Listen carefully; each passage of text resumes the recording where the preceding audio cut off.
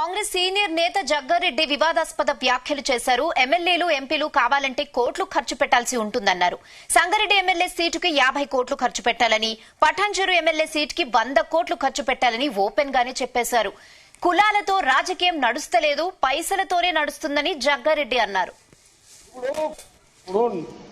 Sangareddy general seat ఉంది, 50 కోట్లు. పఠాన్చెరు వస్తే 100 కోట్లు.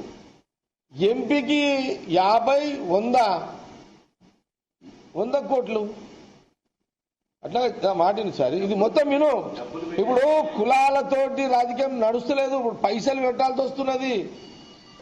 ఇప్పుడు ఏ కులమో ఏ మతమో తర్వాతగా ఇప్పుడు మన కోట్ల ఇప్పుడు ఎమ్మెల్యేలు కావాలి, ఎంపీలు కావాలంటే ఇప్పుడు కోట్లు పెట్టాలి. ఇప్పుడు పైసలకు కులానికి సంబంధం ఉందా? అది ఎంత ప్రాబ్లం వస్తుంది కదా. ఇప్పుడు సంగారెడ్డి జనరల్ సీట్ ఉంది, 50 కోట్లు. పఠాన్చెరు వస్తే 100 కోట్లు. ఎంపీకి 50-100 కోట్లు. అట్లా మాటిని సార్, ఇది మొత్తం విను. ఇప్పుడు